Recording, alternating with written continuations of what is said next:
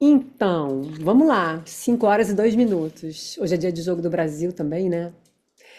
Bom, em primeiro lugar, eu queria agradecer muito a presença da Liana de Camargo Leão, que é uma grande shakespeariana e uma amiga muito, muito querida, uma parceira também, né, de longa data, uma parceira importante.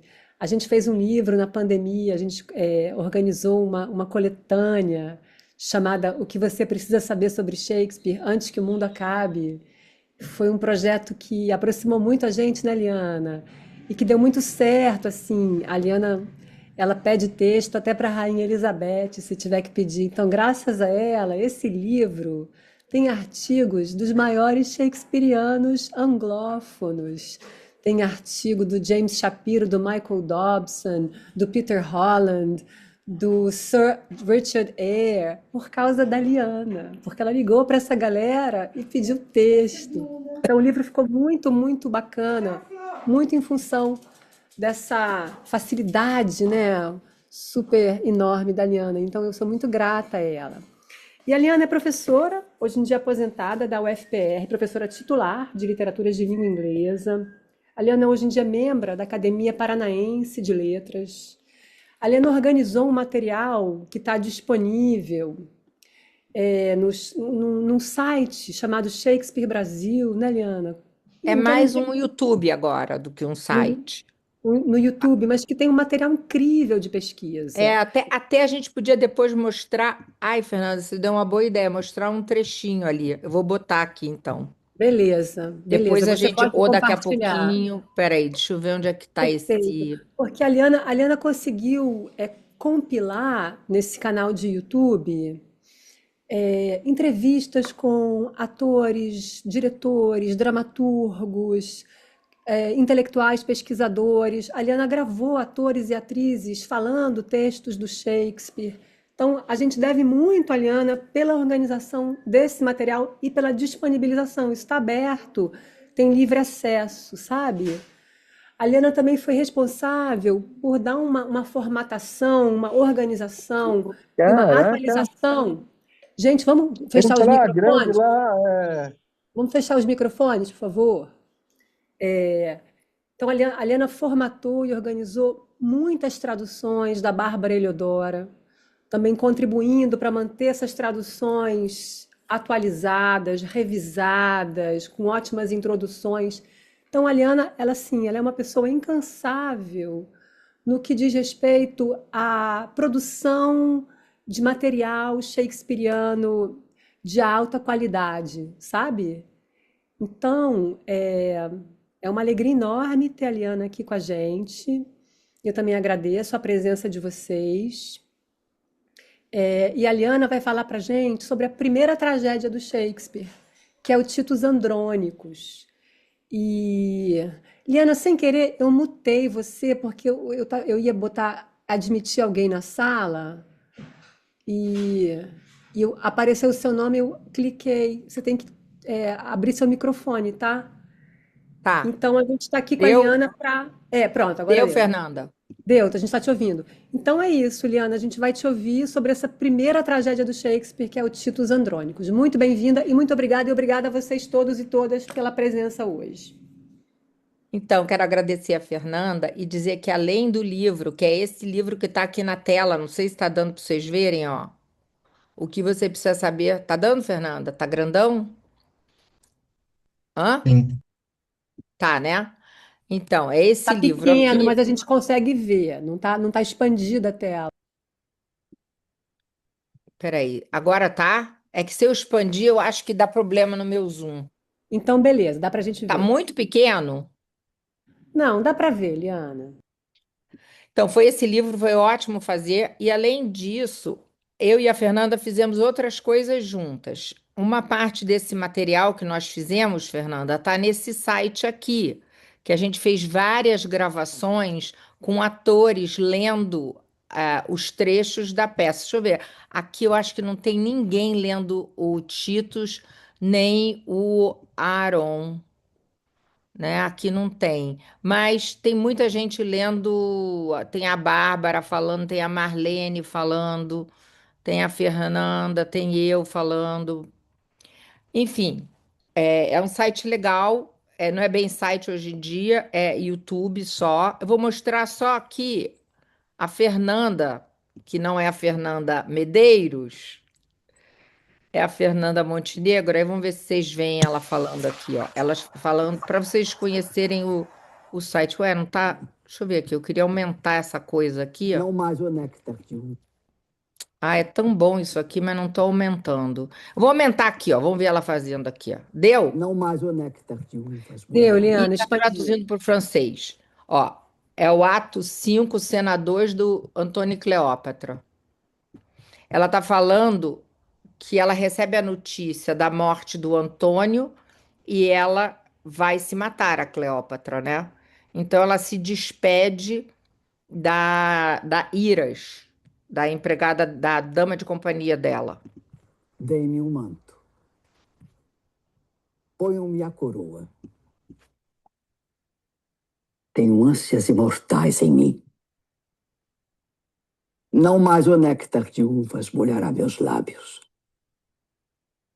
Depressa, Iras. Depressa.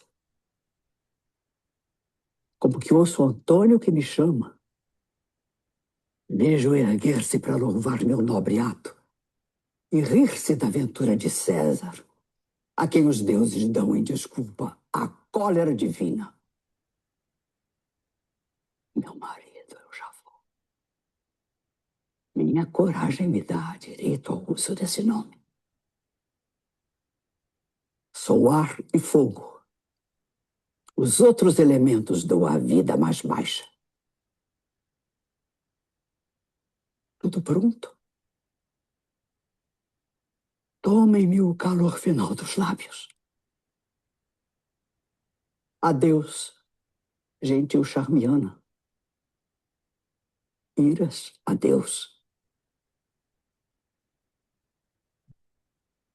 Tenho eu veneno nos meus lábios? Morre? Se ela tão fácil rompe com a vida, a morte é como o gesto de um amante que fere e é desejado. Está imóvel. Se assim desmaia, afirma que este mundo não vale o nosso adeus. Isso me faz vil. Se ela chega primeiro ao meu Antônio, ele a interrogará, dando-lhe o beijo que será o meu céu. Vem, miserável, com teus agudos dentes, o intricado nó da vida desfaz. Apressa agora, assassino insensato, o desenlace. Paz. Paz. Isso. Aqui, meu filho, que no seio adormece sua alma.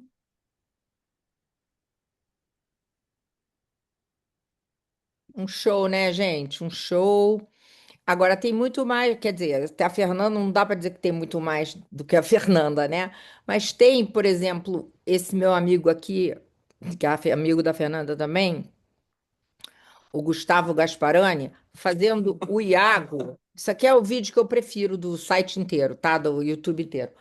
Ele faz dois Iagos. Ele faz o Iago do Otelo da Mangueira, que é uma recriação que ele fez, ele reescreveu o Otelo, e ele faz o Iago de Shakespeare, que é esse aqui, ó. São os dois aqui. São os melhores vídeos para mim, tirando fora o da Fernanda. Esse aqui, ó, a grande fala do Iago. Só um minuto. Isso tem a ver com a história que eu vou contar agora, tá? Esse aqui, a da Fernanda tá totalmente desconectado, mas esse aqui tem a ver porque eu vou falar do Titus Andrônicos como uma peça que é um tubo de ensaio para um monte de peças e personagens e temas que Shakespeare vai abordar depois. Então, esse aqui é o Iago. O Iago é o personagem, talvez o mais mal de Shakespeare, né? Junto, talvez, com o Edmundo, mas eu acho que o Iago é pior ainda. E a gente, no Titos Andrônicos, vai ter o Mouro Arão, o Aron, que é o antecessor direto do Iago e do Otelo, porque aí o que ele vai fazer, Shakespeare divide o que estava concentrado no Aron, que era a questão cor e raça e alteridade, vai para o Otelo. E a questão da maldade vai para o Iago. Ou seja, é um Shakespeare muito mais sofisticado, porque, veja bem, ali, nessa que a gente está abordando hoje, o Titus Andrônicos, ele juntou cor, alteridade e maldade. No Otelo, ele já separa isso, porque a questão dele não é apontar o outro e dizer ele é mau, a questão dele é questionar sempre. Tá? Então, eu vou mostrar aqui esse aqui que vai ter a ver, só para vocês verem que espetáculo ele fazendo o Iago. Na grande cena da peça, que a frase síntese é bendito inferno. Como que o inferno pode ser bendito? O inferno não é bendito, o inferno é maldito. Então, essa que é a grande jogada dessa passagem. Vejam bem aqui, ó. Ele está falando sozinho, né? Um monólogo, um solilóquio.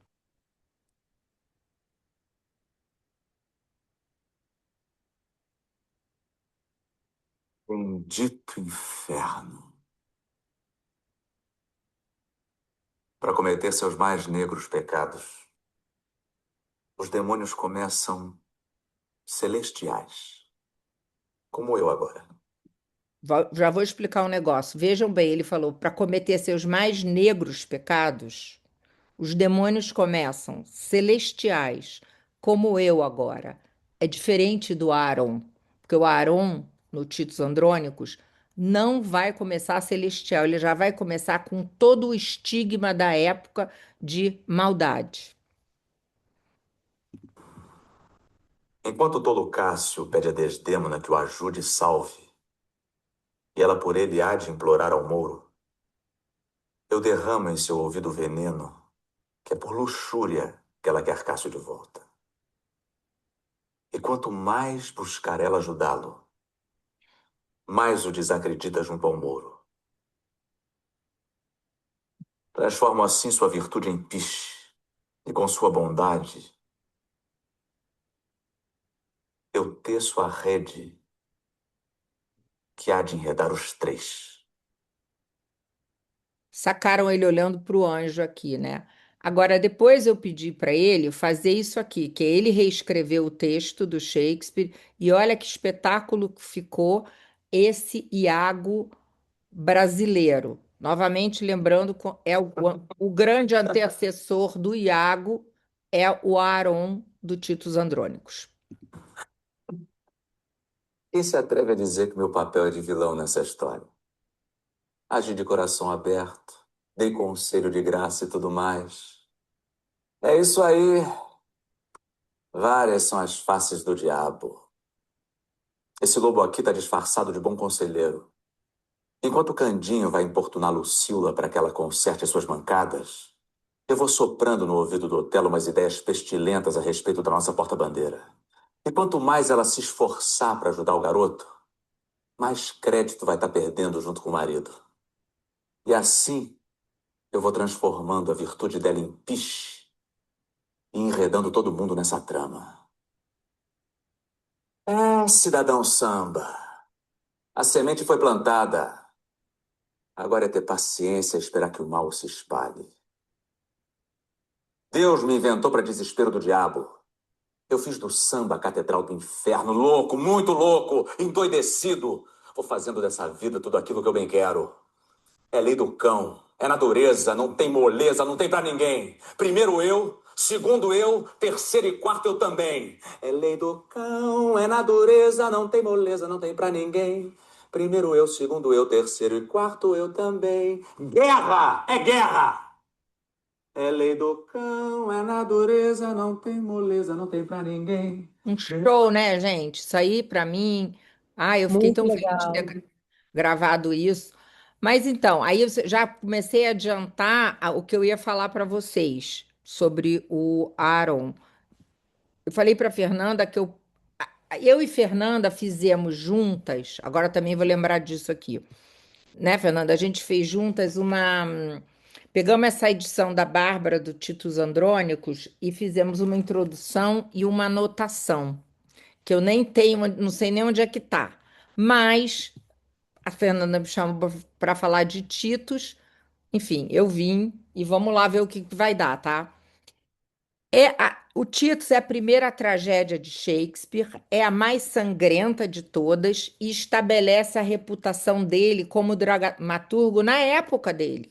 Então é super. Hoje, vamos dizer, no século XX, no século XIX e também acho que no século XVII, não, XVII não, XVIII, XIX e até metade do século XX, o Titus era considerado uma peça horrorosa, talvez não fosse nem escrita por Shakespeare. E é o século XX que reabilita, a partir de uma montagem que eu vou falar daqui a pouco para vocês, do Laurence Olivier, o século XX reabilita a peça, tá? Mas na época que a peça foi montada, na primeira montagem de Shakespeare, a peça é super é, celebrada, a tal ponto que ela recebe 3 edições em quarto. Ela recebe três publica. Todo mundo queria ver e quem não podia ver queria ler o texto ou compravam o texto para montar em outros lugares que não Londres. Enfim, então até 1623 o Titus teve 4 edições, a do Fólio e 3 anteriores. E é uma peça do início da carreira, né? Quando o Shakespeare está assim, vou ser um pouco biográfica aqui, mas ele está assim experimentando tudo, tá? O grande gênero em voga na época que ele escreve o Titus é a tragédia de vingança no modelo romano senecano ou senequiano. Tem gente que fala senecano, outros falam senequiano. Eu gosto de senecano. Mas, enfim, é nesse modelo. E os grandes dramaturgos da época era o que também vai dar origem para o Hamlet, é o Thomas Kyd, que está escrevendo a tragédia espanhola, que é o maior sucesso de público. O pessoal gosta de ver mesmo tudo de cabeça cortada, o pessoal gosta de ver sangue no palco. Por quê? Né? Porque aquela época é uma época de muita violência na Inglaterra e na toda lá a Grã-Bretanha. É uma época que as pessoas. Vou mostrar isso aqui. Que as pessoas vão se distrair e ir ao teatro é uma distração com isso aqui, ó, luta de urso, né? Luta de urso contra cão. Como o urso era muito mais forte que o cachorro, que os cachorros, eles cegavam os ursos. E aí os cachorros atacavam para ficar uma luta mais igual. É uma época em que tem muito duelo, tem muito duelo, muito enforcamento, muita execução. Estou pegando tudo gravura de época, tá, gente? É uma época em que você tem esse tipo, ó, no Lear você vai ter, por exemplo, esse aqui vai ser usado, esse tipo de tortura é usado, aqui outro tipo de, entendeu? Então você não é só queimado e enforcado, mas você vê o fogo onde você vai morrer e ainda tiram todos os teus órgãos antes, isso aqui é a gravura de época, de te jogar na fogueira.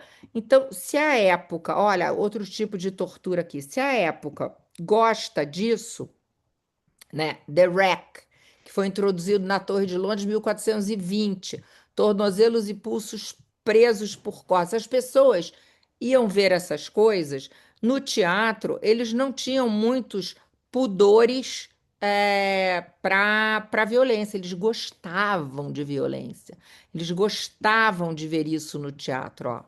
Violência era endêmica na Europa moderna. Isso aqui é uma outra palestra, tá?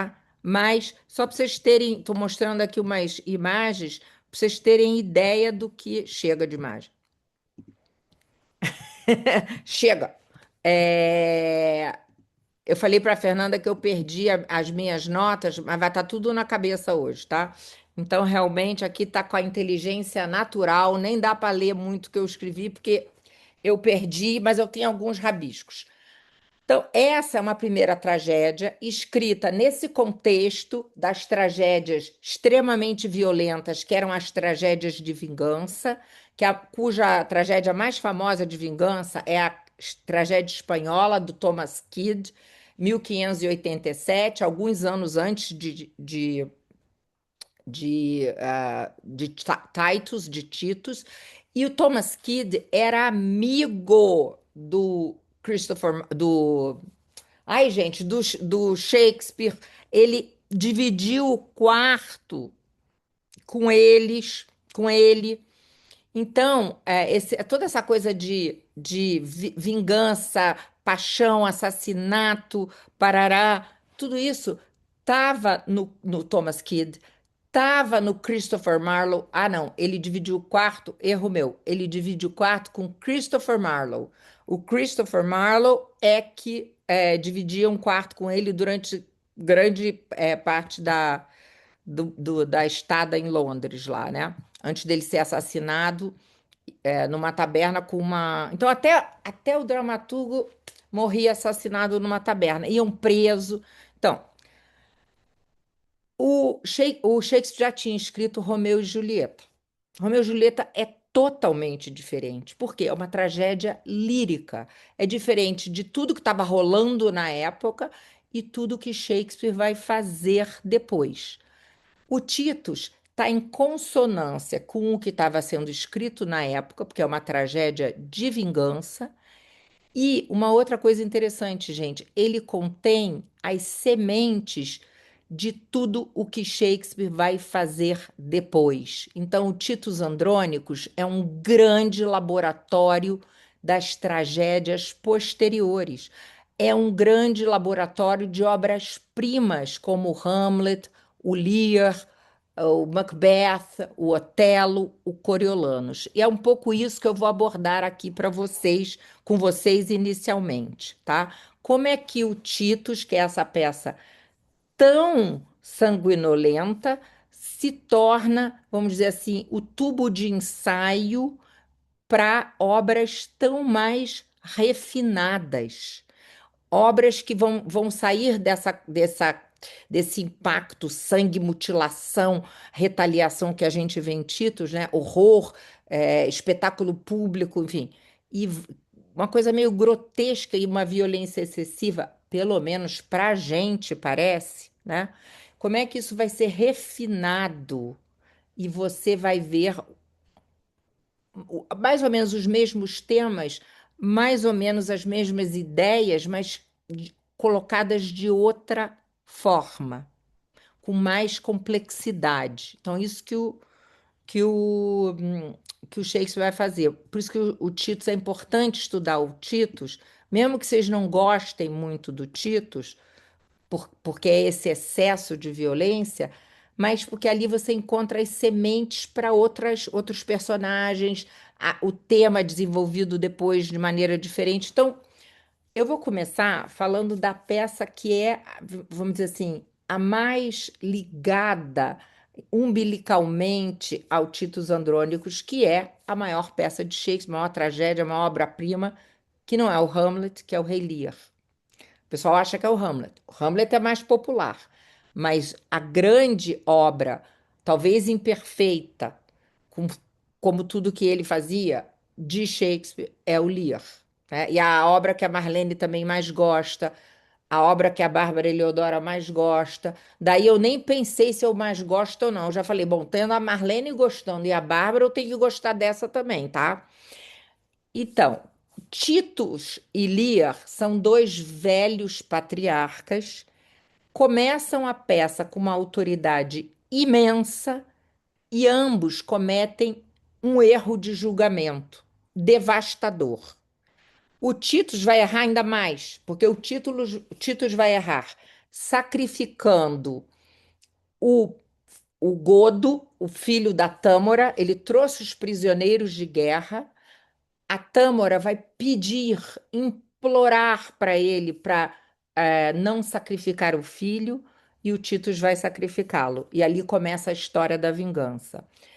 O Titus, na hora que tem as cenas iniciais, a eleição em Roma, e você tem dois candidatos, dois irmãos, os Saturninos e o Bacianos. E aí o irmão do Titus diz assim: mas o povo aclamou o Titus. O voto do povo está com o Titus. O Titus agradece e diz assim: mas eu não quero, eu vou escolher um. E ele escolhe o pior. Então é outro erro do Titus. Ele vai apoiar, seguindo a tradição, o filho mais velho, que é o Saturninos, que é quem a gente claramente vê, até pela primeira, abriu a boca, a gente vê que ele não merecia ser governante, né? Logo em seguida, o Saturnino já mostra uma coisa errada. O que que ele faz? Ele diz assim: Titus, muito obrigada, e, muito obrigado, né? Muito obrigado. E então eu vou fazer o seguinte: para te honrar, eu vou casar com a sua filha. Só que o Saturnino sabe que a filha, a Lavínia, é noiva, está prometida para o irmão dele, o Bacianos. E aí a Lavínia fala, o Bacianos fala, mas não adianta, os filhos falam.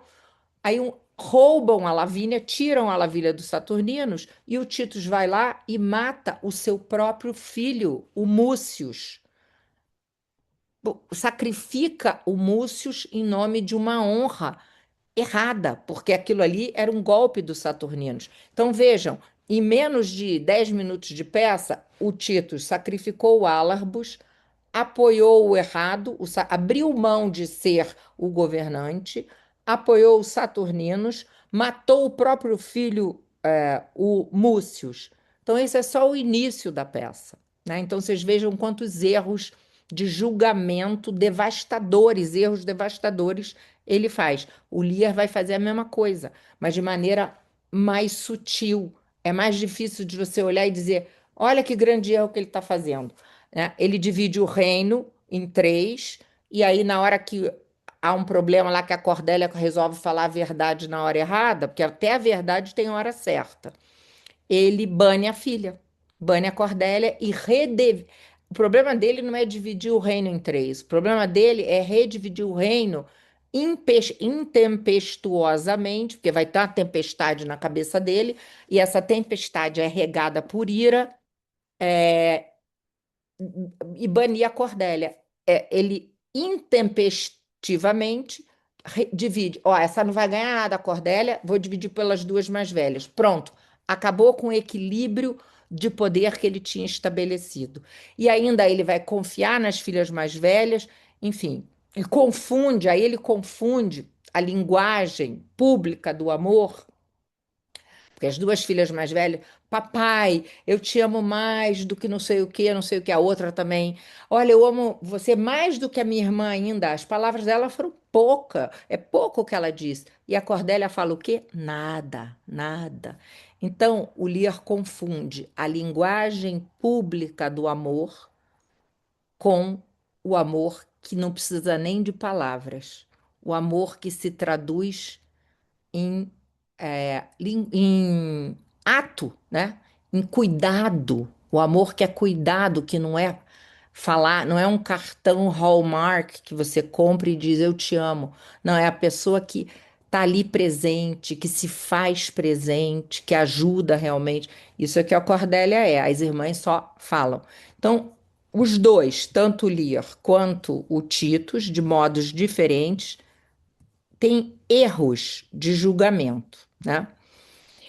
E no decorrer da peça, a gente vai ver que os dois perdem poder político, perdem os filhos, perdem a própria identidade, vai haver, eles perdem a razão. O Titus, a gente não sabe bem se ele enlouquece ou se ele só usa da loucura ou em parte enlouquece. O Lear, a gente sabe que ele realmente perdeu por algum tempo a razão, mas foi para recuperar uma razão maior depois, uma sanidade maior depois. O Titus não vai ter isso, não vai ter essa volta de recuperar, a gente não vai ver esse ciclo da insanidade e um novo equilíbrio de forças, uma nova sanidade, a gente não vai ver isso. Para por aí, por isso que é uma peça anterior, né? Então o Titus termina com todos os filhos mortos, exceto um, o Lúcius. O Lear termina com todas as filhas mortas, a Cordélia e as duas e ainda mais gente que vai junto, né? Então, enquanto o Titus dramatiza o sofrimento desse patriarca, que é o próprio Titus, Titus Andrônicos, a peça dramatiza o sofrimento do Titus pai, de modo espetacular e sempre é um modo assim exterior. Membro cortado, sangue, banquete canibalesco, né? Então tudo fica muito explícito. No Lear, o Shakespeare interioriza o horror. Então, todo essa sofrimento vai estar, vamos dizer, mais ou menos explicitado no desamparo metafísico do Lear, né? Tem um pouco de, vamos dizer, objeto correlativo, correct, a tempestade, né? A cena da tempestade. Então, quando ele está na cena da tempestade, ele está sofrendo, o corpo dele está sofrendo, a nudez dele. Mas, basicamente, há uma diferença aí. No Titus, o sofrimento se transforma em sangue, em banquete canibalesco. E no Lear, se transforma em solidão, em desamparo, em vazio metafísico, em silêncio. Porque silêncio também. Vai ter a questão do silêncio no Rei Lear. Porque quando o Rei Lear, no final, o Lear fala assim. Como é que ele fala, hein? A Cordélia não vai voltar mais, né? Never, never, never, never e never. Ao repetir, você está trabalhando com silêncio, porque é a mesma ideia sendo repetida. Não tem o que dizer nunca, nunca, nunca, nunca, nunca. Isso não há mais o que acrescentar, sabe? Bom, então o Tito seria assim uma espécie de Rei Lear romano, militar, canibalesco, ritualístico. E o Lear seria um Titus filosófico. Tentar assim, né? Então, ambas as peças tratam de loucura, sofrimento, ira, luto pela filha, né? E tem um momento, eu devia ter pego esse momento para vocês, do filme do Anthony Hopkins, que é assim, o que tem de bom para a gente entender o Titus Andrônicos, que é aquela fala dele quando ele diz assim: Eu sou o mar, né? E a Lavínia chora com o pai, né? E aí eles se ajoelham e aí ele diz assim que as lágrimas dele são tantas que ele é o próprio mar. Queria ter mostrado isso para vocês, que é um espetáculo essa cena, tá? Agora, além desse paralelo Lear e Titus, você tem um paralelo Lavínia que vai dar na Ofélia, na Cordélia, na Desdémona. Então, o retrato da Lavínia, filha do Titus, que é essa moça virtuosa, que é apaixonada pelo Bassianos, os dois se casam, e aí ela é estuprada e mutilada pelos filhos da Goda Tâmora, que é trazida pelo Titus para Roma e é dada por ele ao novo imperador, que é o Saturninos, que Titus escolheu. Quando ele dá para o imperador os prisioneiros de guerra como presente, é claro que ele não imagina que o Saturninos vá casar com a escrava que ele acabou de trazer como, como é que é? Negócio de guerra. Mas os saturninos é esse tipo de gente. E aí ele eleva a rainha Goda, que era prisioneira, que está com uma ira, tá com uma gana do Titus, porque ele sacrifica o filho dela, o filho mais velho, o Alarbus, e aí o Titus dá a prisioneira para os Saturninos, que diz assim: eu vou casar com ela, gostei dessa senhora, achei bonitona. Bom, a Lavínia vai perder a língua, as mãos, vai ser estuprada. Quer dizer, é mais do que ser estuprada, porque nem poder falar disso, né? Ser impedida de falar disso. Então, vejam bem, a Cordélia vai ser punida por falar pouco ou falar na hora errada. A Desdémona fala, mas a fala dela é desacreditada. A Ofélia fala de modo fragmentado e fala por canções e fala por enigmas e fala numa a fala desestruturada da loucura. Em todas elas, Shakespeare está investigando a mesma pergunta. Qual é? O que acontece quando a verdade feminina não consegue ser ouvida? Em Titus, a resposta vai ser brutal.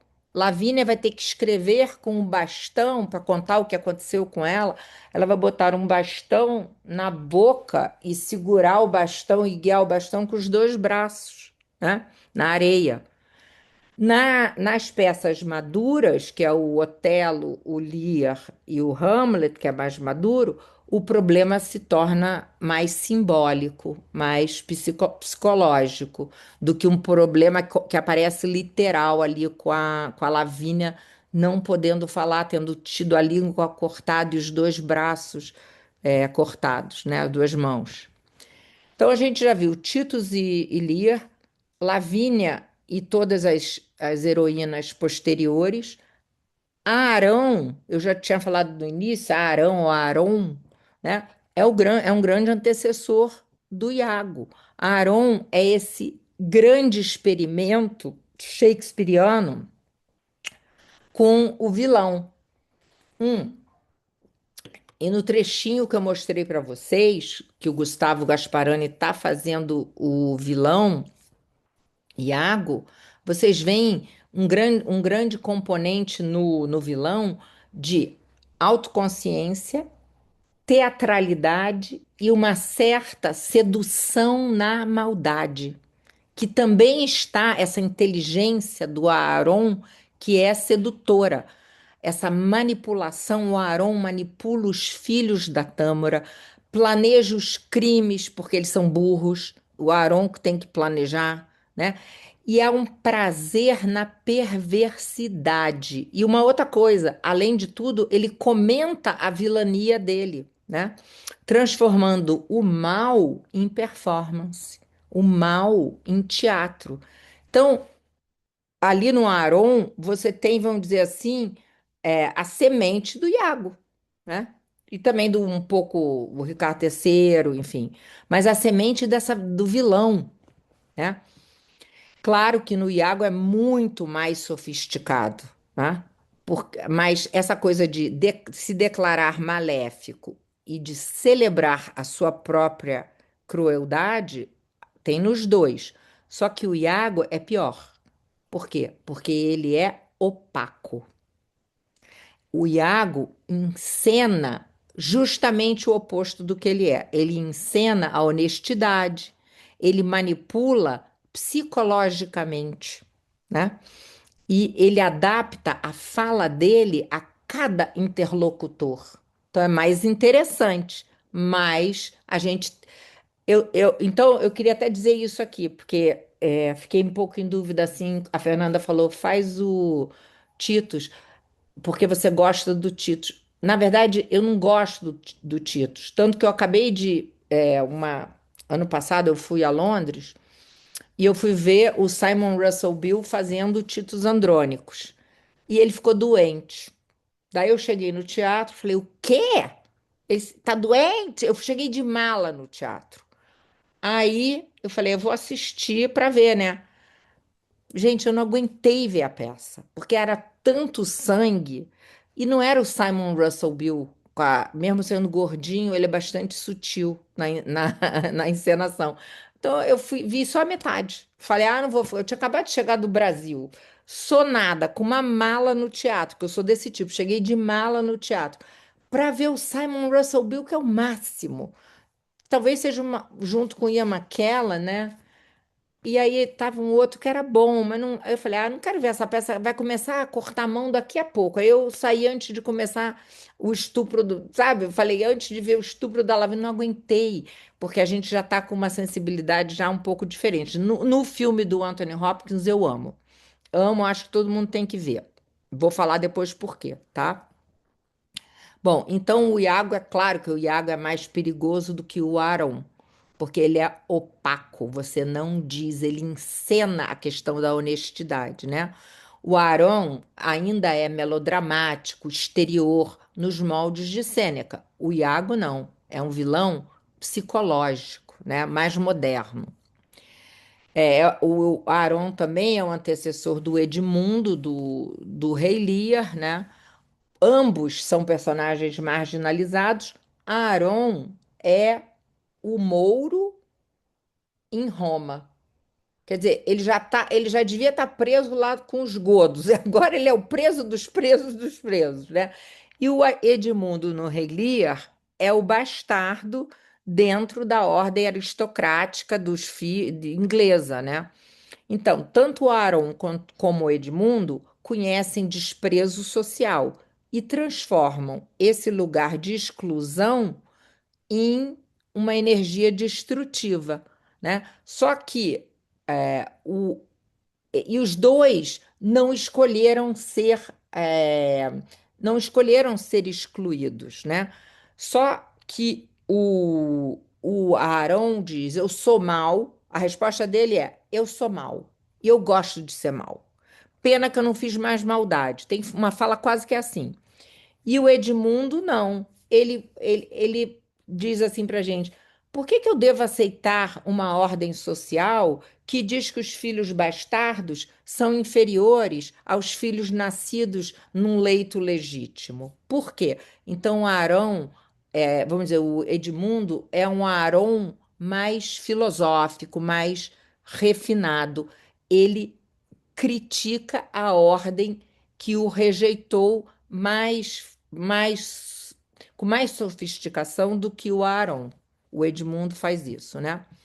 Agora, obviamente, a gente comecei falando que o Tito é uma peça que está escrita em resposta às tragédias de vingança da época, as tragédias que estavam rolando naquela época, Thomas Kidd e o próprio Christopher Marlowe, que eu acabei não falando, mas o Christopher Marlowe também tem esses grandes vilões e tal.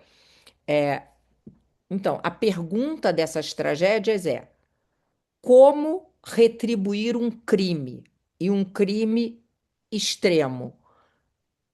Tá respondida de um jeito em Titos Andrônicos. Como retribuir? É assim, ó. Você vai lá, mata o filho da Tâmara, e depois, se eles continuarem maus, você pega os outros dois, mata também, corta em pedacinhos, bota um pouquinho de salsinha e cebolinha, cozinha numa torta e serve para a mãe deles num banquete canibal. Essa que é a resposta. Agora, você vai ter uma peça extremamente sofisticada, que é o Hamlet. Uma peça, o Hamlet, que é o herói da consciência, em que você vai ter essa mesma estrutura. Só que ao invés de ter uma resposta imediata de quem seria o vingador, que é o Hamlet, né? Esse vingador hesita, o fantasma vem, exige ação, a consciência do vingador intervém. Então, agir de determinada maneira se torna um problema moral para o Hamlet, né? O teatro, botar a peça dentro da peça, é um instrumento para ele investigar a palavra do fantasma. Então, enquanto o Titus, no Titus, o Aaron e o próprio Titus e os filhos do Titus, eles agem rapidamente e agem demais, Hamlet pensa demais. mas é o mesmo universo da tragédia de vingança, tá? Titus é a vingança ritualística e o Hamlet é a vingança como problema de consciência.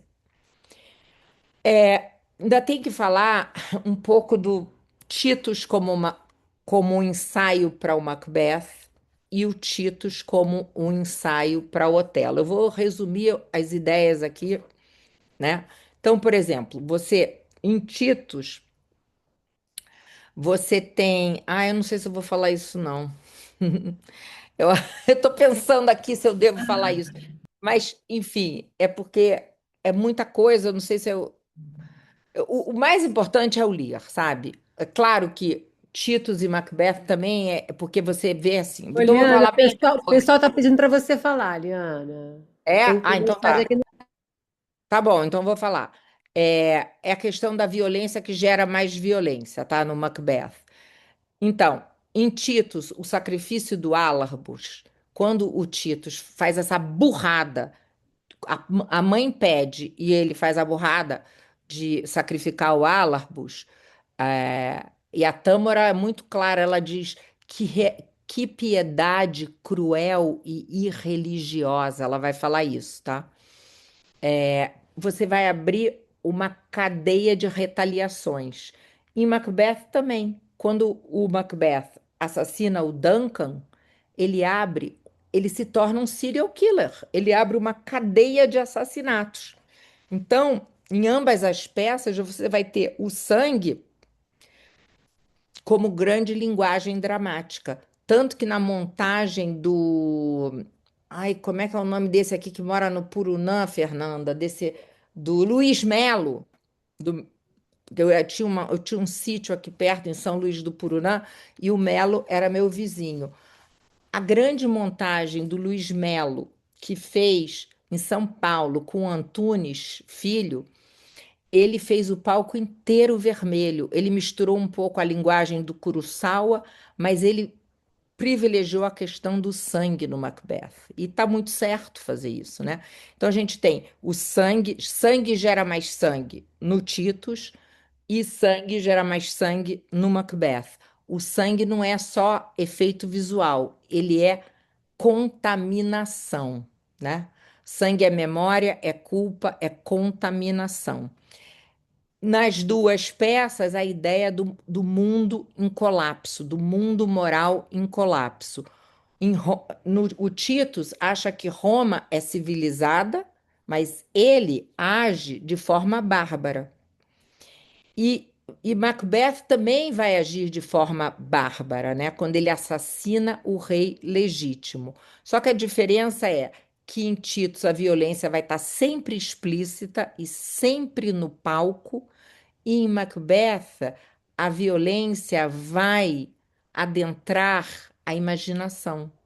Quando ele olhar as mãos cheias de sangue, e ele vai dizer: nem toda a água do oceano, do verde oceano, pode lavar o sangue dessas mãos. Ou quando a Lady Macbeth fala a mesma coisa, né? Tem um pouco de sangue aqui, ela fica tentando. Então, essa violência e esse sangue que entra também no domínio da imaginação, tanto da Lady Macbeth quanto do Macbeth. Um domínio simbólico, né?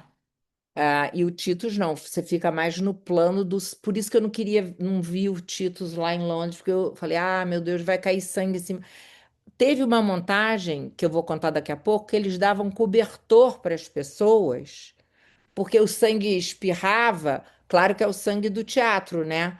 Que a gente não está no teatro do Arthur, é o sangue do teatro, sangue fake. Mas eles davam um cobertor para as pessoas não se molharem, lá na Royal Shakespeare, daqui a pouco eu conto. Então, agora eu vou falar o Titus como ensaio para o Otelo, né? Quer dizer, além do que eu já disse, a Arão é um ensaio para um Iago mais opaco, mais sofisticado. Vamos trabalhar a questão racial agora, porque o Arão é um mouro, é o estrangeiro, é o corpo escuro dentro de Roma. E Otelo vai retomar essa figura, mas ele faz uma coisa incrível. Ele diz assim: olha, a vilania do Aron vai para o Branquela do Iago. Agora, a cor, né, o Mouro, vai para o herói. Então ele divide isso aí, né? Ele reconfigura o Aaron no vilão e no herói, né? A alteridade racial passa para o Otelo e a inteligência diabólica passa para o Iago, como se ele dividisse o Arão entre dois, né? Então, por tudo isso, o Titus Andrônicos é esse laboratório trágico de Shakespeare, a grande, essa tragédia inicial, nos moldes das tragédias de vingança da época, que tem loucura, que tem fantasma, tem nesse aí, mas enfim, nos moldes da tragédia de vingança da época, só que onde ele tenta tudo. Ele é um, eu vou tentar isso aqui, agora eu vou tentar isso aqui. Então, ali todas as tragédias que vocês vão ver depois com outros professores, o Lear, Macbeth, todas essas que a gente falou, e esses personagens, eles estão em germe aqui no Titus Andrônicos, né? E, claro, é uma tragédia, sim, mais tosca, se comparada com as posteriores, mas você também tem um uso do palco incrível, sabe? Porque olha, eu sempre falo quando eu estou dando o Hamlet que o Hamlet é um palco cosmológico. Quer dizer, em si o palco de Shakespeare já é cosmológico. Por quê? Repensem no Teatro Globe. Você tem aquele palco, né? Aí, quando o Hamlet fala assim, esse belo firmamento, esse céu majestoso de estrelas. Ele está mostrando dois céus majestosos. Ele está mostrando o céu majestoso desenhado na capotinha do teatro, com estrelinha e signo do zodíaco, e ele está mostrando o céu da cidade de Londres, porque o teatro é céu aberto, né?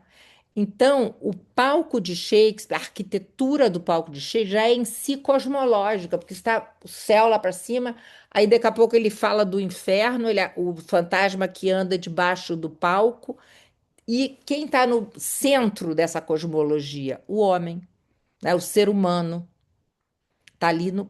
Então, esse teatro é cosmológico. Então, Shakespeare sabia usar muito bem o palco. Por isso que eu adoro, quando dá para ir para Londres, ver qualquer peça, mesmo mal feita, no Globe. Por quê? Porque a gente tem essa experiência desse. Gente, é muito legal. Até ver na televisão do Globo filmado, você tem essa coisa, sei lá, te leva. Eu não entendia muito bem por que que um teatro entre aspas, tosco, né? A céu aberto, que todo mundo está vendo o outro, a plateia está se vendo. Por exemplo, se alguém dormir, a gente está vendo. Uma vez eu encontrei uma professora minha com o marido, ela estava do outro lado, ela nunca tinha ido a esse Teatro Globo. E eu de um lado, o buraco do teatro no meio, ela lá do outro lado. E aí o marido estava batendo um solzinho de 3 da tarde, eu vi do meu outro lado que o marido dela dormiu. Sabe? Então, é um teatro que te permite, mas ao mesmo tempo é de uma magia. Eu acho que essa coisa da cosmologia, de você estar num teatro que você olha para cima. Bom, no Titus, o Shakespeare faz um uso espetacular do palco. Não é o Hamlet, mas ele já faz um uso espetacular. Por quê? Por um lado, entra uma facção, os saturninos. Por outro lado, entra o Bacianos. Por onde que vai entrar o Titus? Pelo alto. Depois ele desce e aí ele vai falar do túmulo dos filhos. Ele vai falar do, como é que chama aquele negócio? O túmulo lá dos Andrônicos, né? Dos Andrôniti. Então você já tem um palco cosmológico ali, de novo. E um uso que te permite, mesmo que você não saiba tanto inglês, não esteja entendendo tanto o que está acontecendo, você vê, ó, uns vêm da de cá, outros vêm de lá, o outro veio de cima, agora ele desceu. Então, essa linguagem de palco é muito interessante também. Você traz os mortos para a cena, você traz os céus para a cena, enfim, né? Agora eu vou falar um pouco dessa cena inicial que eu já comecei a falar, né? Que é a cena em que o Titus começou a peça e o Titus traz o filho da rainha dos Godos, que ele capturou na guerra, e ela implora para que o filho seja poupado. E fala aquela fala maravilhosa que é: por favor, meu filho, aí quando o Titus diz não, ele tem que ser sacrificado, ela fala aquela frase cruel, como é que é? Cruel, irreligious piety.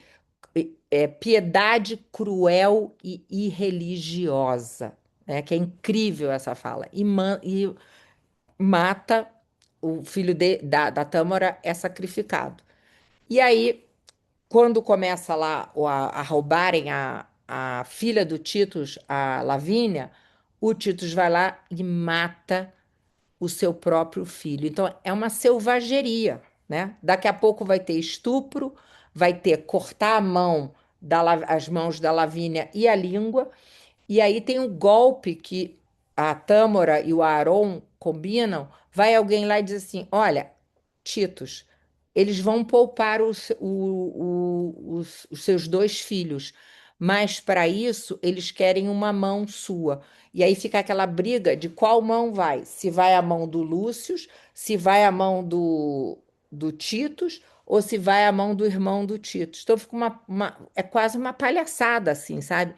Mas eu acho que a Julie Taymor trata muito bem essa cena. Daqui a pouco eu acabo de falar dessa cena, né? Então, por tudo isso que eu estou falando, desde a cena inicial até o decorrer da peça, com tanta crueldade, tanto corta língua, corta mão, a minha mão vai, a tua que vai, etc. O público da época adorou, mas o público que vem depois odiou. Então, teve um dramaturgo que, em 1680, diz o seguinte: essa é a peça, chama-se Edward Ravencroft, uma coisa assim. E ele diz assim: essa é a peça mais incorreta entre todas as obras de Shakespeare. Assemelha-se mais a um monte de lixo do que a qualquer estrutura. E, na verdade, isso que ele diz é uma espécie de consenso pelos 2 séculos e meio seguintes. E é só no século XX, na encenação, com uma nova encenação, que a peça vai ser reabilitada. Vejam que até mesmo grandes dramaturgos e poetas como T.S. Eliot e Tennessee Williams vão dizer que a peça é horrível. Eu não sei se é o Eliot ou o Tennessee Williams que diz o seguinte, eu acho que é o Eliot, uma das peças mais estúpidas e sem inspiração já escritas. E acho que o Tennessee Williams diz, uma das peças mais ridículas. Então, vocês vejam, há um consenso crítico de 2 séculos e meio contra o Titus. E ainda assim, eu vim aqui falar do Titus para vocês.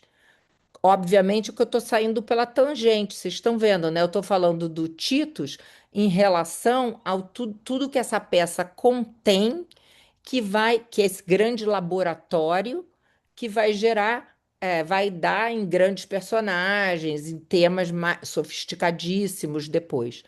Mas eu tenho que fazer um reparo, porque no palco ela funciona, se ela é bem montada, ela funciona muito bem. E a grande reabilitação do século XX foi a montagem de 1955 em Stratford-upon-Avon, que tinha o Laurence Olivier fazendo Titus e a Vivian Leigh como Lavínia. E quem dirige na Royal Shakespeare Company é o Peter Brook. E nessa montagem, por exemplo, ao invés de sair sangue da mão da Lavínia e da língua, eles botaram fitas. Então, eles estetizaram a violência, suavizaram, poetizaram a violência. E o grande crítico polonês que escreveu sobre o teatro do absurdo, o Jan Kott, ele diz o seguinte: recentemente reli Titus e achei ridícula. Mas eu vi a peça no palco, ele viu a dirigida pelo Peter Brook e achei comovente.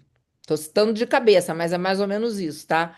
Eu li e achei ridícula. E aí eu vi no palco e achei comovente. Então, essa montagem de 1955, que era estetizada, a violência suavizada, com essas fitas saindo das mãos da Vivian Lee, vocês podem depois entrar aí na internet e já achar direto a imagem, reabilita o Titus para o teatro moderno. E volta para o repertório shakespeariano, porque ela não era montada. Até 1955, ela não era montada pela Royal Shakespeare Company. Por quê? Porque era muito violenta. E o Bruckner resolve mostrar a violência não do modo naturalista, mas estilizado. Em vez de sangue abundante, as fitas, né? Estiliza a violência, né? E, além disso, a interpretação do Olivier também foi muito saudada, porque ele começava um Titus quase jovial e depois um Titus mais internalizado. Foi chamado de um Édipo elisabetano, né? Mas era uma coisa mais internalizada, que o ator dá. Eu acho que o Anthony Hopkins faz isso um pouco também. Vocês podem ver isso aí no filme. Bom, tendo feito essa montagem em 55, onde a violência é estilizada, você estava um pouco sem saída. O que que eu vou fazer? Vou estilizar de novo, em vez de botar fita como sangue, vou botar o quê? Purpurina. O que que eu vou fazer? A Deborah Warner, eu não lembro exatamente a data, mas a Deborah Warner chamou aquele que faz Succession, o Brian Cox, e fez a montagem com o Brian Cox. E o que que ela fez? Ah, ela falou: não, eu vou pelo caminho oposto. Se o Peter Brooker estilizou, suavizou a violência, eu vou enfrentar a violência e ela faz uma. Ela que faz essa peça que era tão violenta, o sangue, parará. Não sei se para hoje ainda funcionaria assim, mas para a época foi tão impactante. Acho que é década de 80. Se alguém quiser olhar aí na internet e me dizer se é década de 80, porque eu acho que foi década de 80, enfim. Mas aí o que que acontece? Botavam uma ambulância na porta do teatro porque as pessoas desmaiavam. As pessoas passavam mal e tinham que tirar as pessoas do teatro. Foi essa montagem que eles davam. Hoje em dia eles dão toda hora cobertor para a gente se cobrir, porque toda hora alguém faz um efeito especial.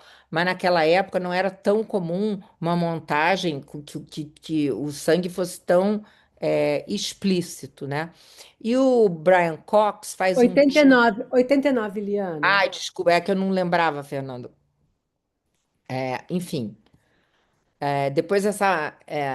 Depois parece que ele faz para televisão, para BBC. Eu não vi essa montagem, né? Mas em todo caso, eu acho que para a gente aqui o que interessa é eu falar um pouco da montagem da Julie Taymor, que ela faz no teatro e depois ela vai fazer no cinema. E quem ela chama para o papel principal? O Hannibal Lecter, o Anthony Hopkins do Silêncio dos Inocentes. E é a peça no cinema. Gente, eu acho que vocês têm que assistir. Eu não sei se vocês já assistiram. Dá para perguntar quem assistiu e botar o dedo assim ou não? Para eu saber? Ninguém assistiu? Então, coloca no chat se alguém assistiu, Bota aí, escreve aqui, gente. assistiu.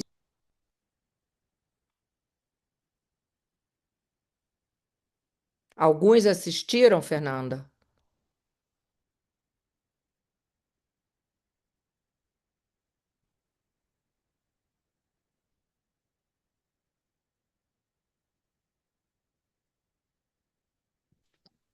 Eu assistia.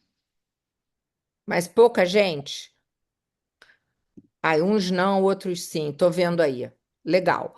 Então, olha só, vou falar um pouco dessa montagem que é de 99. A Julie Taymor tinha feito o Rei Leão já, tá? Ela é uma diretora basicamente de teatro. E ela, quando vai fazer o Titus, ela. Ah, eu vou contar uma coisa aqui que agora que me ocorreu, que eu lembrei. Eu até tenho umas notas aqui que eu fiz, mas isso aqui eu lembrei de cabeça.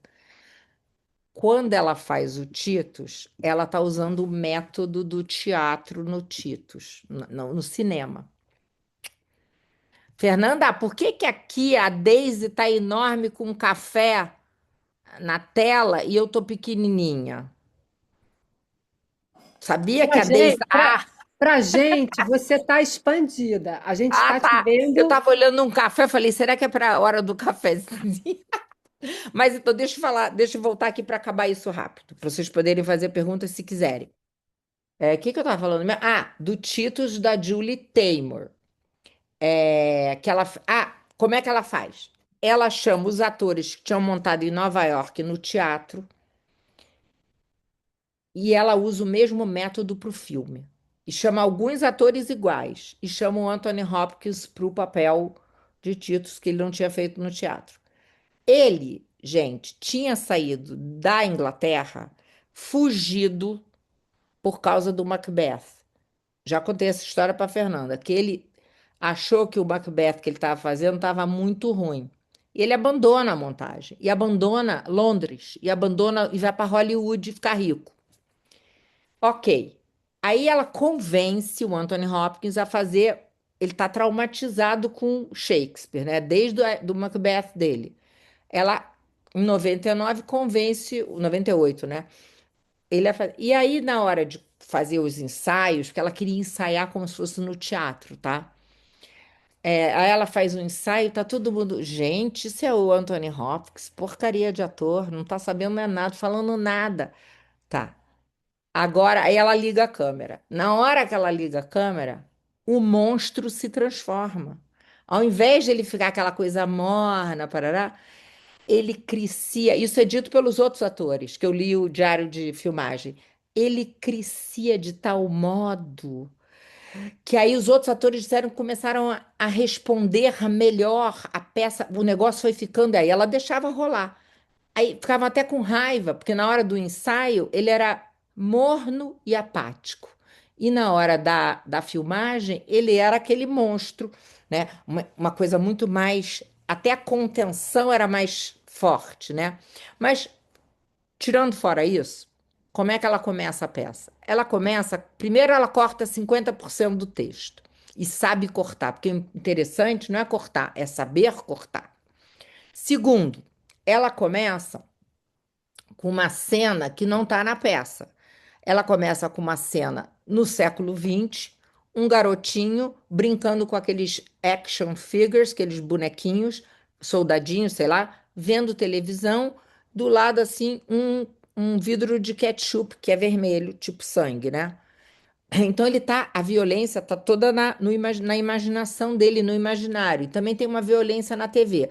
E de repente, pá, in- irrompe alguém na sala, na cozinha onde o garotinho está tomando lanche brincando, e leva ele, agarra ele, tipo, salva ele e leva ele para um tipo um coliseu, assim. Seria o Coliseu Romano, mas foi filmado na Croácia, né?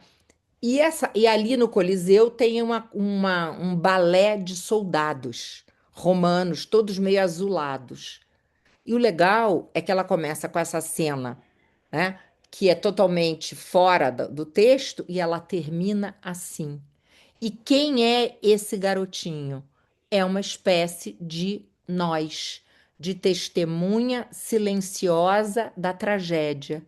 E como começa e termina igual, no mesmo lugar, o que ela está fazendo? Falando de um ciclo de violência onde nós somos os espectadores, né?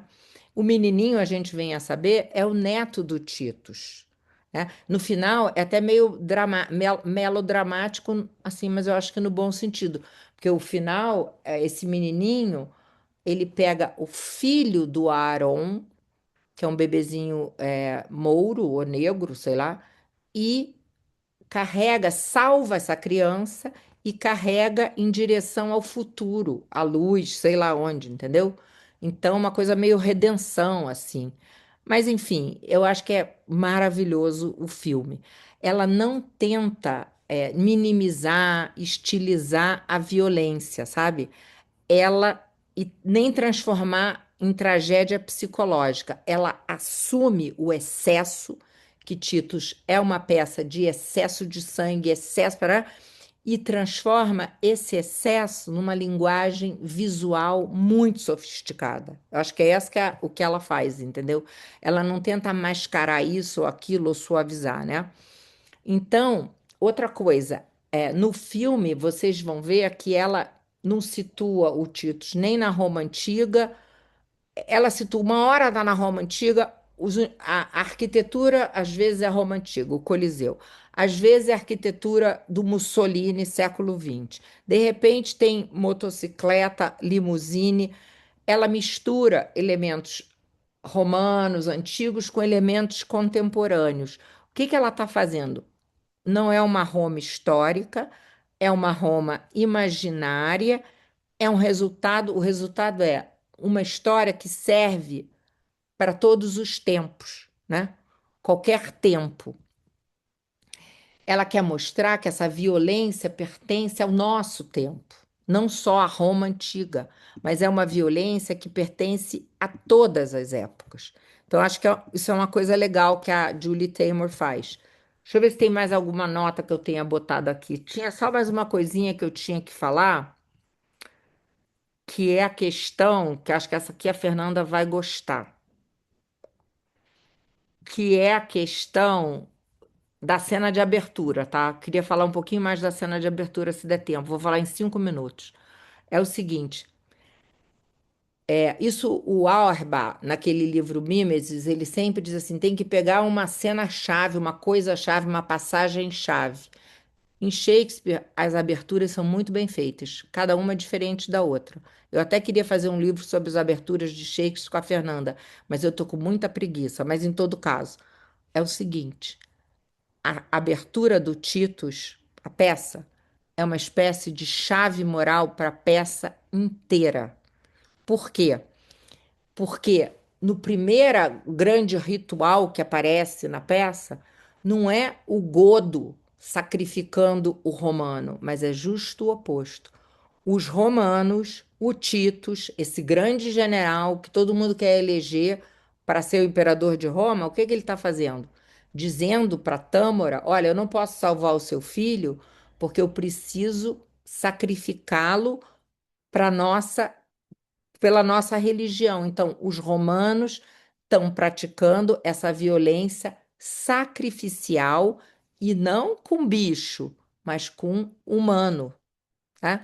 Uma violência arcaica, sacrificial, vingativa, enquanto a Tâmora fala de misericórdia, de nobreza, de humanidade, o Titus, que é o herói, está falando de sacrifício humano, né? Esse defensor exemplar da virtude romana, da ordem romana, o campeão de Roma, ele está sendo mais bárbaro que os godos bárbaros.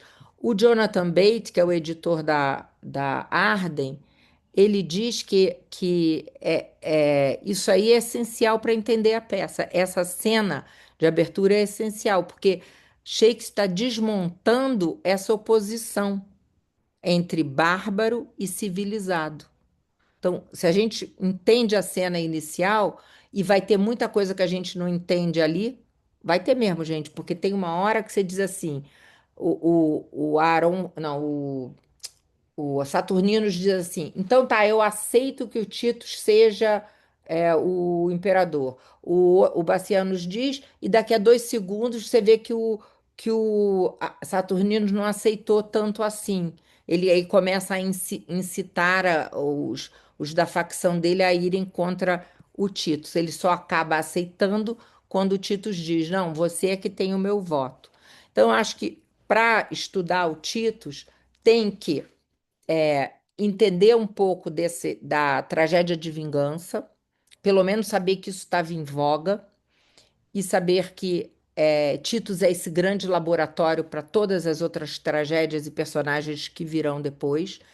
Tem que entender que a questão difícil da peça para uma montagem até hoje é a questão dessa violência excessiva que às vezes beira o cômico e que os diretores e quem faz cinema tem que responder, tem que saber lidar com isso. E a Julie Taymor faz o trabalho espetacular, não dá para repetir isso aí que ela fez, é sensacional.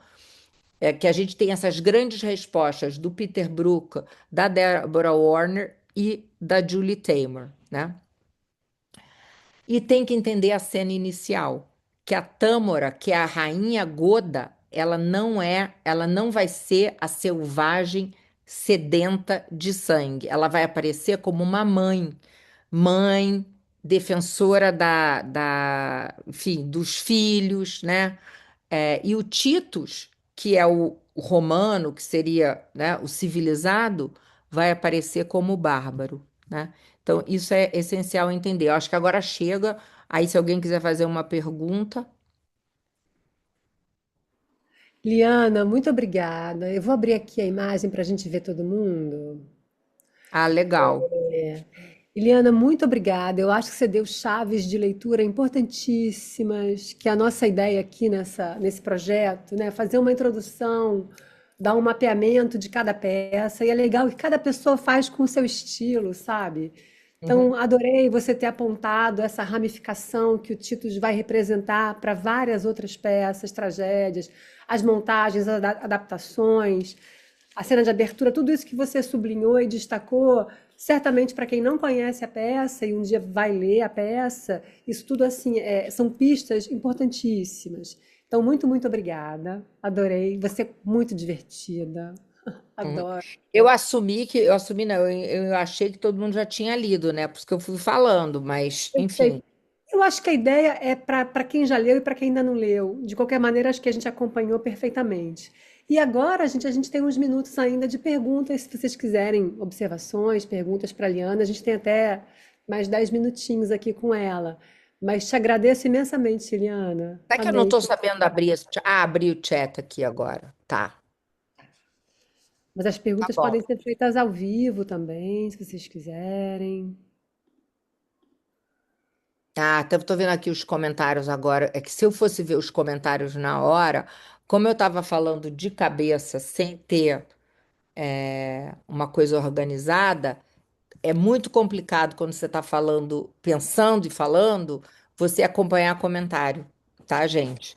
Por isso que para mim ficou difícil ler os comentários na hora que vocês estavam fazendo, porque eu estou afim agora de improvisar, mas no sentido seguinte, porque tudo tá tão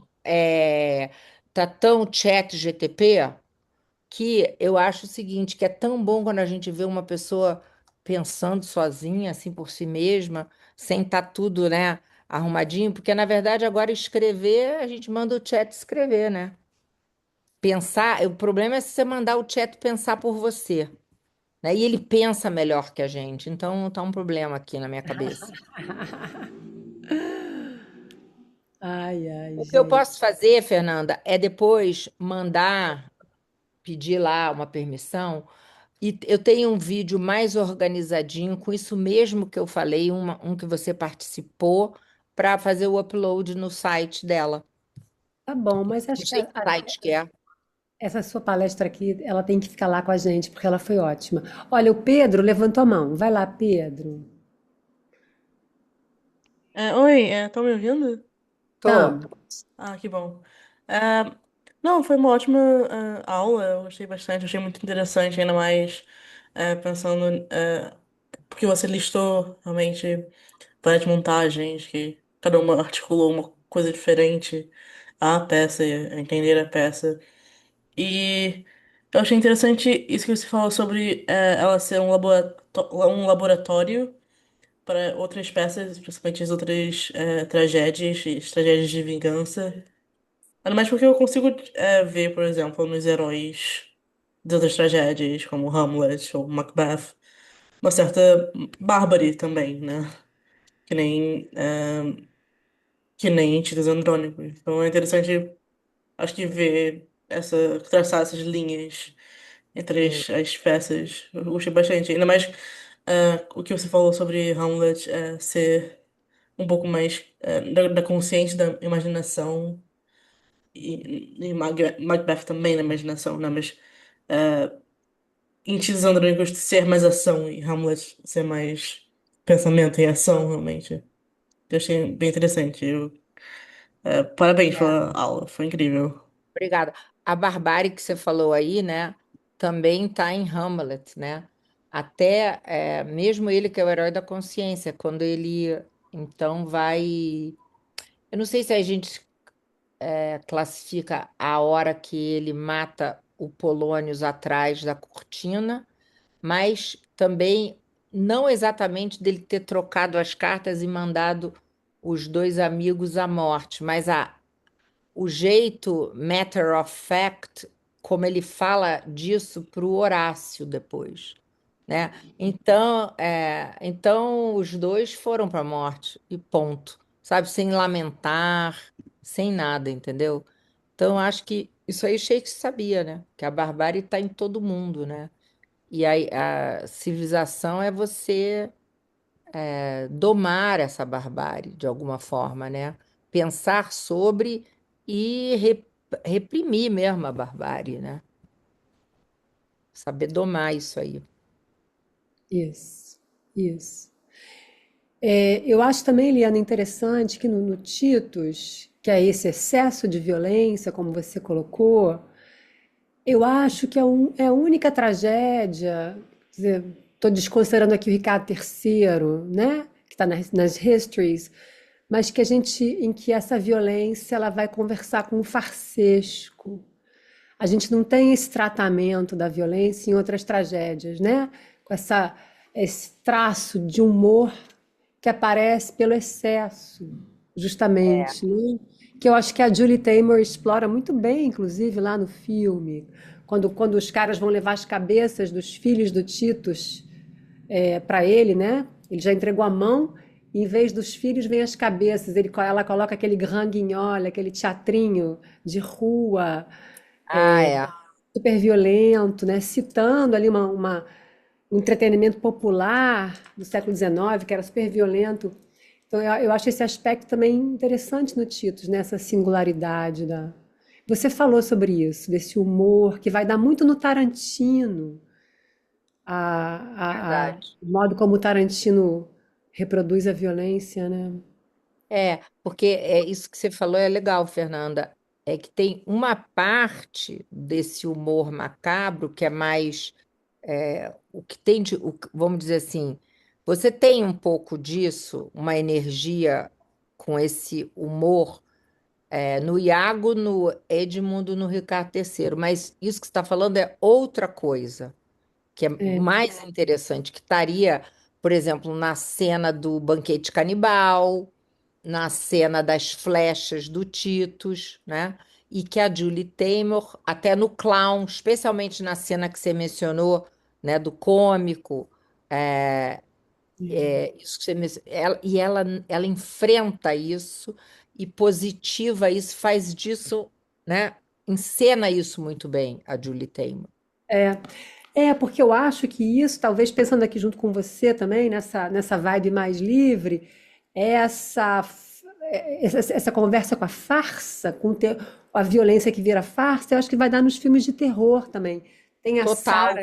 A Sara que está aqui assistindo, que está trabalhando com o Titus na dissertação de mestrado, e ela vai trabalhar com vários gêneros do terror, do horror, que vão precisar dessa conversa com a farsa, né? Então, de fato, Shakespeare antecipou também, eu acho, com o Titus, alguma coisa do gênero terror popular, né?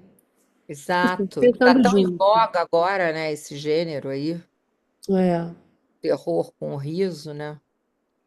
é. É aquela parte que ele faz da cena das mãos, né? Quem corta a mão daquele. Aquilo fica farsesco realmente, né? Mas o substrato é uma cena horrível, porque, né, a Horrível. história, cena da troca de cabeças de filho e a mão devolvida, né? Pois é, pois é. Ele fazendo um sacrifício, cortando a própria mão, e aquele sacrifício se torna inútil, né? E a mão Exatamente. volta para ele num saco de Tupperware, um saco plástico, sei lá, né? E as cabeças. Então, e aí manda a filha carregar, cada um carrega. A filha, como não tem mais mãos, carrega na boca, feito um cachorro, né? É farsa isso aí, Exato. é farsa. Exatamente. Liana, tem uma mensagem aqui no chat para você, da Larissa. Ela escreveu: Professora Liana, acho suas aulas sensacionais. Acompanho pelo YouTube há muito tempo e achei muito bons os links com as outras peças. Shakespeare não decepciona nem mesmo nas peças iniciais. É interessante ver como ele foi aperfeiçoando os temas e os personagens. E aprendi muito sobre Hamlet com você também. Ah, obrigada, Larissa Larissa. escreveu para Mas é você isso que ela também. falou, muito legal. Shakespeare não decepciona nem nas peças iniciais. Isso é a maior É. verdade, né? Quando a gente pensa que ele decepciona. Não, eu nem apelei aqui para o Anthony Hopkins, que devia ter apelado, fazendo a grande cena que ele se ajoelha numa encruzilhada, ele tem que decisão, né? Tomar decisão uma encruzilhada, ele se ajoelha e, meu Deus, aquela cena é demais. Que o filho vira e fala para ele: Pai, mas ninguém, seu lamento é em vão, ninguém está te ouvindo. E ele diz assim: Não tem problema, eu falo para as pedras. Né? Ele tinha que despejar aquele sofrimento dele, de alguma forma ele tinha que expressar aquilo ali naquele momento, né? Porque o Shakespeare depois vai trabalhar com isso, a questão de expressar ou silenciar, né? O Lear, você vai chegar no limite do sofrimento e aí você tem o sofrimento, sabe aquela história de que o sofrimento cala, né? Cala mais forte, cala mais fundo? Tem um momento em que você expressa a dor falando, e um outro que você cala, né? Então é isso aí que é aquele silêncio assim da morte mesmo, assim, né? Então Uhum. eu acho que é bacana a gente acompanhar essa questão da linguagem em Shakespeare. Eu sempre quis trabalhar muito com a ideia do silêncio nas peças, mas são mais as peças maduras, né? No Lear você tem o silêncio inscrito na peça, tá inscrito ali, né? Porque eu queria Interessantíssimo. falar do Lear, mas eu não sei quem vai falar do Lear. Aí como eu fui demorando a falar, aí a Fernanda foi me dando o que sobrou, mas eu gostei também. Ó, tudo maluquice, ela que escolheu títulos. Mas você pode Não, não voltar no escolhi livro, eu não me nada. lembro. Isso, aí ela falou Escolha. aqui, Ofélia também silencia e enlouquece. Exato. O silêncio. Então, quando você expressa, é uma maneira de você não enlouquecer. Exatamente. Mas tem um momento, o limite, né? O limítrofe, a dor limítrofe, ela cala, né? E ela cala e o Lia faz o quê? Morre, né? Ele sufoca. Ali, né?